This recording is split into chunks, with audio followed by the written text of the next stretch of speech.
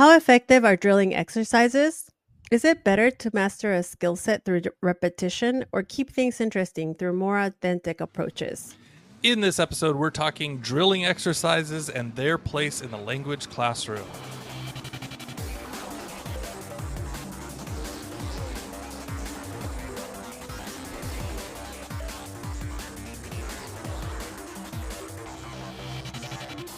Welcome to the DIESOL podcast, where we focus on developing innovation in English as a second or other language. I'm Brent Warner, professor of ESL at Irvine Valley College and back from sabbatical. And I am here with the wonderful and talented Esol Reyes, award-winning educator in innovation and professional development, specializing in teacher training with an Edtech focus. Esol, how are you?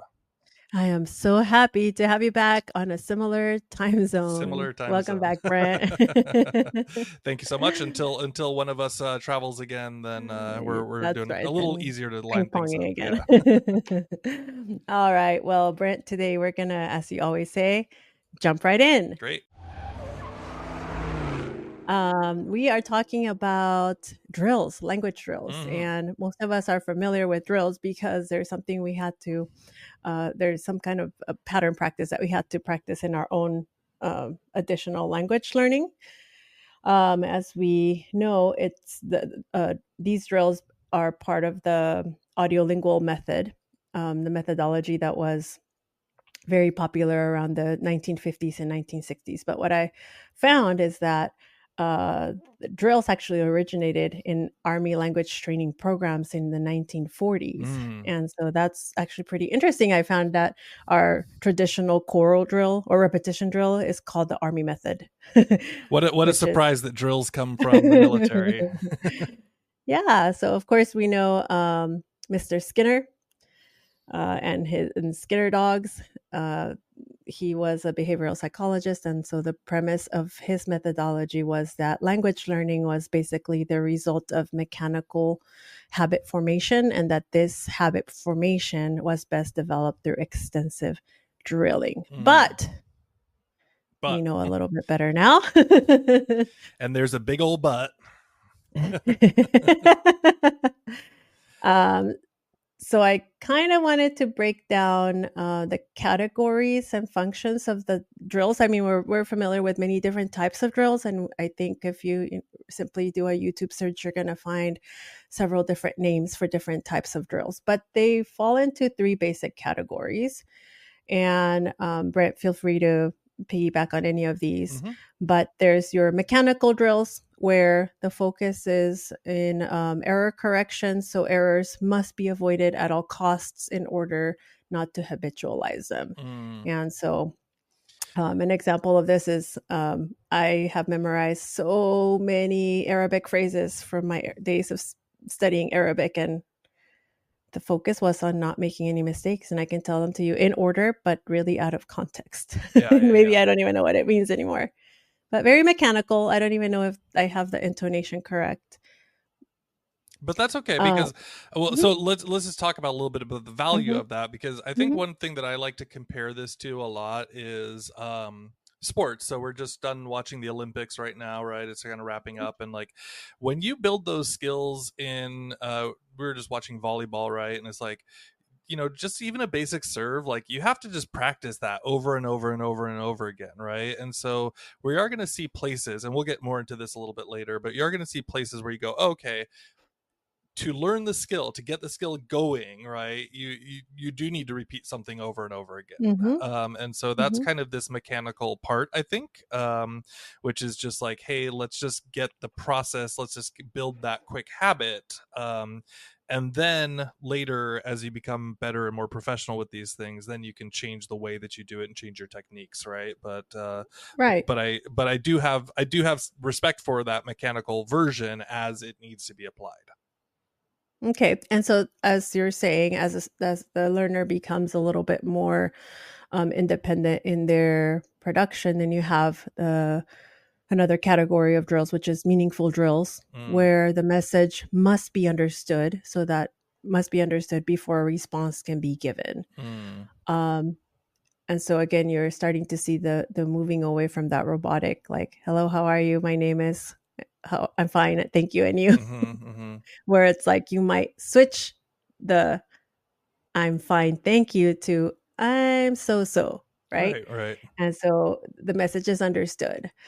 Um, and Y- finally, you have oh, go ahead. No, just that I think that's a good example of it too, because even if we're not talking about a second language, we just mechanically respond to that exact question, right? How are you? I'm Mhm, fine, right? And we don't really think about what our real meaning is. It's just a polite mhm, pattern that we get used to as we're mhm, speaking to even same language speakers. It's just part of the mhm. pattern of speaking. But when you Right. break that pattern, break that habit, and you go, actually, I'm not so good right now. I'm worried about Mhm. the state of affairs or whatever else it is, right? And so that's where we start to see that shift to even in just regular communication is like, are we breaking the mechanical part, or are we actually communicating a meaning there? So I like that.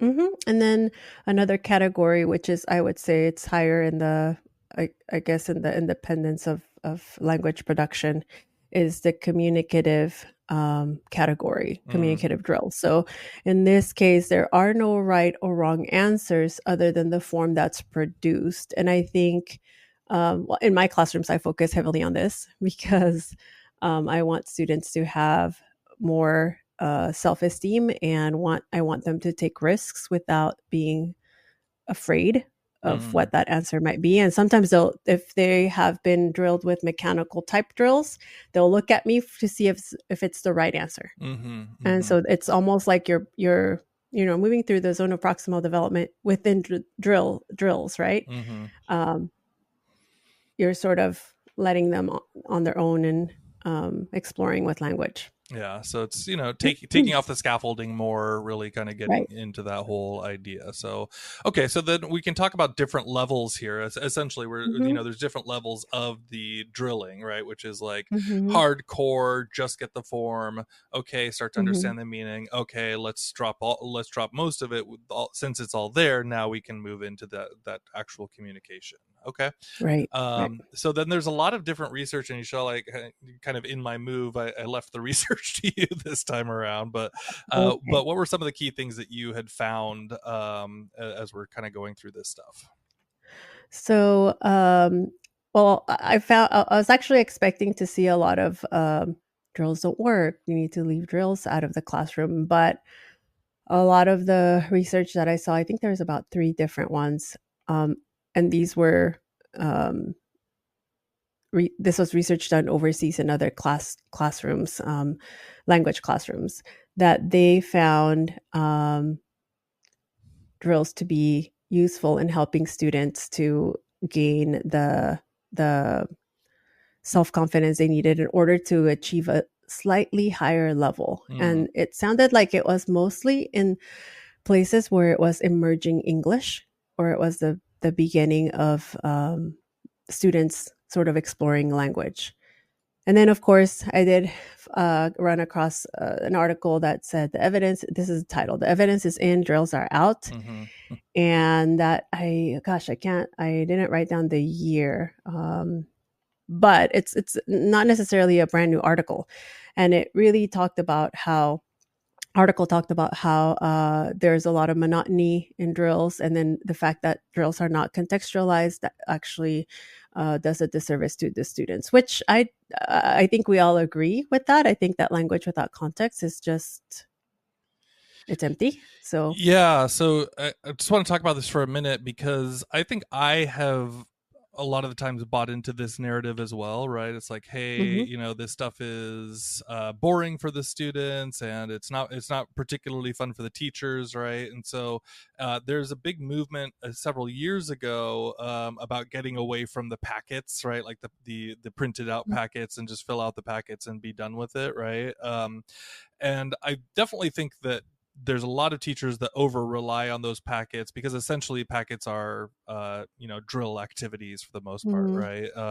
Maybe depending on what you're doing, but it's just like do the same type of activity 10 or 15 times, right? And so and I'm like, yeah, that is really awful and boring for the students, but you kind of have to balance that, right? You can't just say one time straight, like, hey, there's no value in this. You have to be able to mix it up to the point where they don't get bored of it, but they are still getting that repetition practice in. And I think that's the part that is like, a lot of us want to go for the all or nothing. Okay, we're going to ditch that approach completely and move to the other one that's more shiny. Whereas, maybe we can get a little bit more reasonable and say, we're going to balance this out. We're going to take some of this. We're not going to bore you to death with it, but we are going to get some practice in before we swap things up.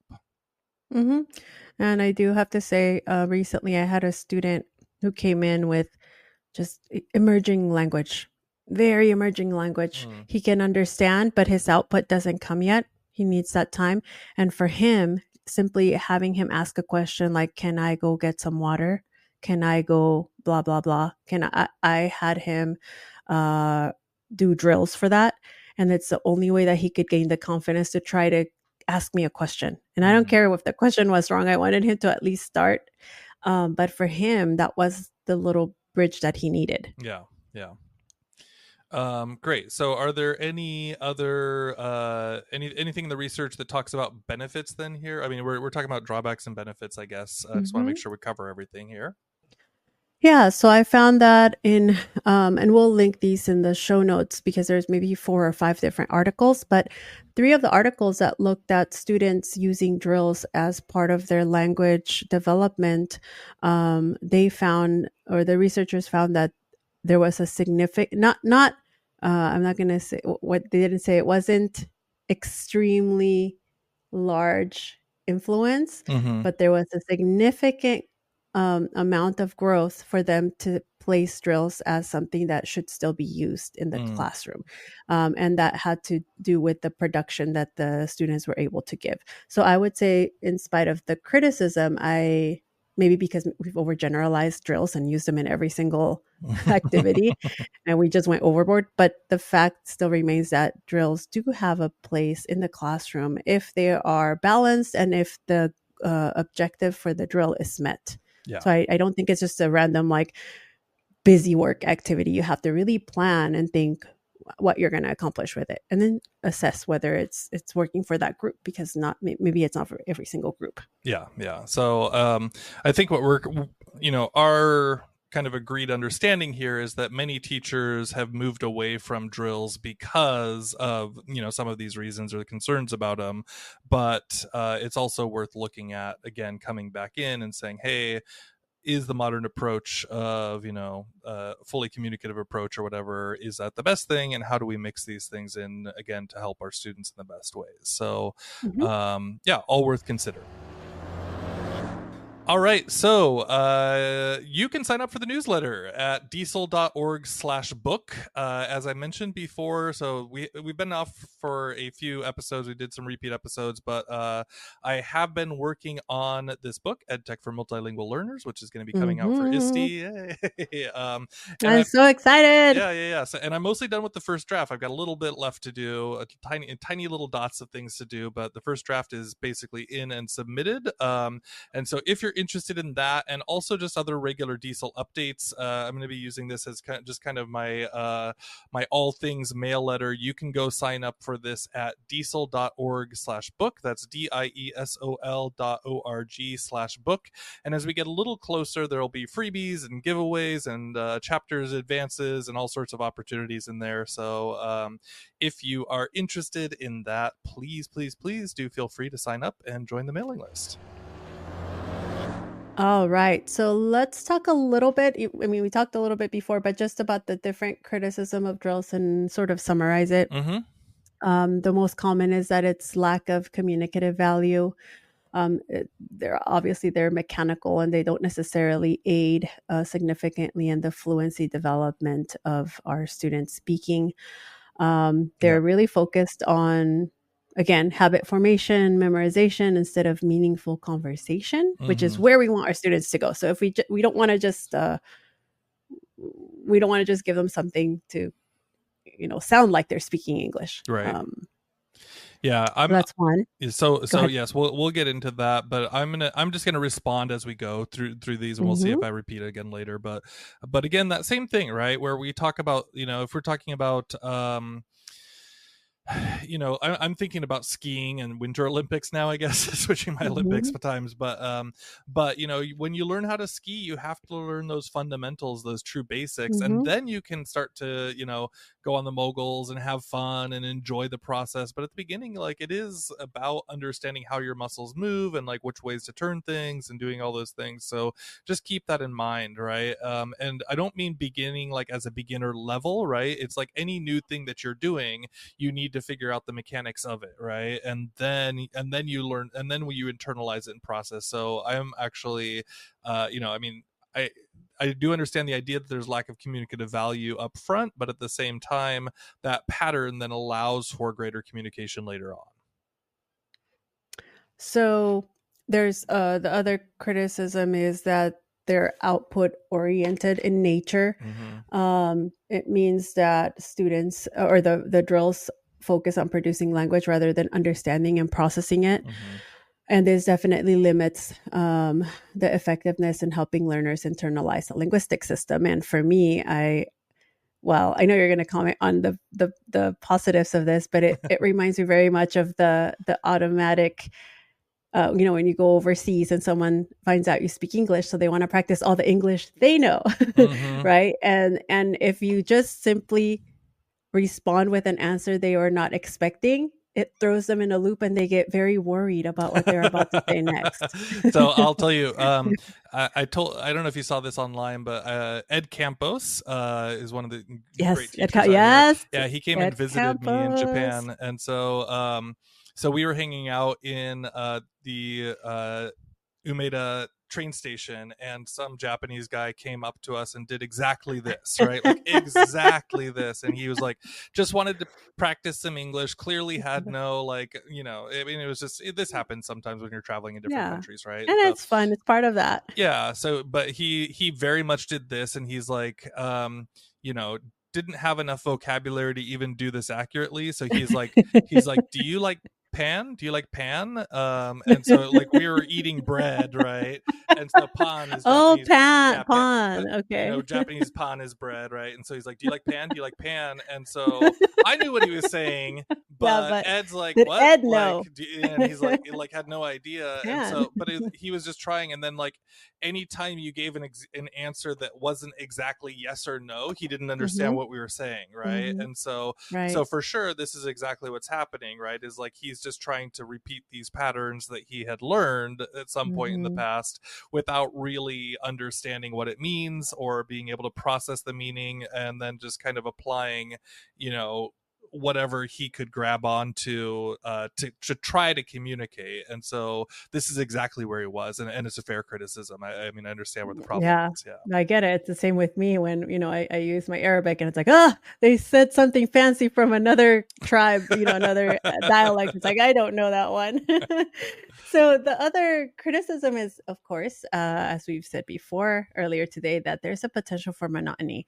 Um, because drills can so easily become monotonous, they often lead to disengagement, especially when they're overused. Mm-hmm. A lot of the times they involve repetitive practice without context, and that definitely reduces their educational value. And I know when I was overseas recently, one of our language books called for drills. And oh my goodness, I just would always apologize to my students because I knew that I had to teach it. That was part. I couldn't move away from it. I would just say, we'll do it. We'll finish it. They'll be painless, and we'll have something fun after. But they would repeat, and you could start to see them dropping off, and a Mm-hmm. few of them nod off, and then just like their eyeballs glaze over. Yeah. And Yeah. then you're just like, oh my gosh. And I don't blame them. I Yeah. would have done the same thing. But again, if you're overusing them, and I would say that was probably overusing them. Yeah. If we weren't using them in the right place at the right time with the focus that needed to be met, then of course you're simply just responding, Yeah. and there's no educational value. For sure, for sure. So I'm going to cover some of these possible benefits here, and we'll just zip Mhm. through them, Michelle, but if you want to Yeah. comment, that's fine. So number one, improving accuracy of overall, right? Focusing on accuracy because you have a controlled practice zone, right? You can focus in on the little things, the tiny muscle parts, right? Hey, it's pronunciation. Hey, I'm just going to switch these Mhm. word order around, right? Like on these two words. And as I really Mhm. get to master this one set, then I'll be okay. So there's an Mhm. accuracy point for sure that does get practice in there. Um, Next also is confidence building, right? So I think you'd kind of mentioned this before, which is like, Mhm. hey, I don't feel good, I don't know how to say this thing, right? And so just being able to say like, hey, I mean, I remember the first time when I was studying Japanese and then went to a convenience store and I was said like, ikura desu ka or something, like just something simple, right? But like Yeah. when they understood me and responded to me in Like, Japanese, I was like, oh, oh, meaning. cool, right? Like, and I knew what you said, right? And so that Yeah. did build confidence just to be able to use those patterns as well. And then I mean, I think there are a couple other parts inside of here, so it's like you could develop specific language skills while you're going along and doing skill development, right? So Mhm. as long as you know what you're doing and what you're aiming for and you say, hey, this is Sure. something that I'm not good at and like I want to really build my ability to do this thing, I think we all go back to like, hey, I want to add on top of this specific skill and I will do that by practicing and repeating things. And then finally there's some argument also for that it in some ways it does help you to internalize what's going on, right? I think on the surface level, the first time when you don't have the context or like the understanding, then it's just like, okay, pattern, pattern, pattern. But then once you know all the words, once you start seeing those patterns regularly, then you go, okay, hold on, now this can settle inside of me. And once it's internalized, then it's again that those automatic muscles start moving to let you have the freedom for the next part. So I think those are some of the benefits we might consider as not totally isolated from other techniques. It's just saying Right. like, hey, we don't have to throw this out just because the other ideas work. Mhm. So, what are some of the recommendations for effective use? Some of these seem like common sense, but obviously we're here talking about them Mm-hmm. because it's so easy as teachers to get stuck in our what we're comfortable with. But definitely integrating drills with other methods. They should not be the only method of instruction, but should be integrated so that they are part of a broader communicative language teaching approach. Right. That way, you are balancing the focusing on form with the need for meaningful communication. Mm-hmm. Mm-hmm. Um, Another, I think this next one is key, that you must contextualize the drills. Right. So if students have no way to connect that material to their everyday life and how they're going to be using them, why would they even care, right? Yeah. So enhancing the effectiveness of the drills means contextualize them and linking them with situations where students will actually be using them meaningfully. So it could be a task-based approach or giving students a follow-up activity that would require them now to use part of that language from the drill Yeah. communicatively. And I'll say two things on this, which is one, Mm-hmm. this used to be very hard, right? So like contextualizing information is like, oh my gosh, okay, I'm gonna have Mm-hmm. to do all this extra things and make sure that it matches up for my Mm-hmm. students, whatever. AI is your best friend in all of this, right? So Yeah. like when you're just like, hey, I need my student to use this in this kind of setting, right? Now we can Mm-hmm. just send that off to AI and have students practice it with an AI and then just like interact with practicing it, but about things that they care about. So they're like, hey, I like the basketball in the Olympics. I like, the new Deadpool movie, right? I like whatever, right? All these things. And then, and it doesn't matter because now the bot is going to say, okay, these are the things you like. And here's what we'll talk about when we're practicing it. Right. And so it makes it Mm-hmm. more interesting or directly applicable to their needs. The other thing I'll say here too, Ishel, is Edu protocols. So we had John Carippo Mm-hmm. on a Mm-hmm. while back, but like, basically Edu protocols are drill exercises, but Mm-hmm. they're like contextualized drill Different exercises. levels, and there are Yeah. different levels of scaffolding Right, them. right. And so you can contextualize all of them towards what exactly you're looking for, but you understand that pattern of how to do them, and then you get the practice in on the things. And so edu protocols might be a good way to understand that, and students respond well to it, like because they already know the patterns that they're going to go through, and now Mhm. it's just like new content for them, and that's a great way to understand it as well. And then the last recommendation is to use drills as a bridge, moving it away from boring repetition to more authentically produced language. And you found a few examples from Scott Thornberry. Yeah. So he actually had Hmm. a fairly old post. Like I think it's like it's Hmm. almost like 15 years old, Yeah, it was great. It was called solid. Yeah. R is for repetition, and actually he kind of is mostly quoting uh Claire Crampsch about a few different points inside of here. Great short read, so we'll put it in the show notes. But basically, a few of the things he Hmm. says inside of there is like some of these activities that you can do to move away from it feeling like the same repetition can help you out. So we'll just share a few of these. Number one, Hmm. he has disappearing dialogues. So essentially, you might have the dialogue written on the board or projected, and then you start slowly erasing words from it. So the students are, Hmm. hey, they are practicing the same thing over and over again, but they're now having to know what those words are as they go on. So it's not just reading the dialogue back and forth to each other 10 times. It's like, okay, hold on a second. What word did I forget here? What did I not Hmm. remember? And so that's a way to help shift it away from that full on repetition to processing and Hmm. understanding. A couple other ones inside of here, paper conversations, he calls it, where students interact passing paper and pen back and forth. And he then says, this is back in 2010 again. So he said, like online chat. So now it definitely, we would do it as like an online chat, right? And say, Like a text message. yeah, text messages, right? So you'd have people text message back and forth to each other. Um, and then they can repeat the exchange with speaking to each other, so they can kind of work through that. Other ones, taking turns talking to their partner, so shrinking the time down. So you say you have 4 minutes to talk about this, now you have 2 minutes, now you have 1 minute, and trying to keep everything constant, so they have to kind of make sure Hmm. that they're getting everything inside of there. And then finally, a speaker changing, and you've talked about this in previous episodes, I think, Michelle, as well, but changing the Hmm. speakers in a rotation, so that students can kind of work in pairs or in groups of three, and then they rotate out who's going to be doing what role, Hmm. so that even though they are repeating it, they're not feeling like they're the one repeating the same thing every time.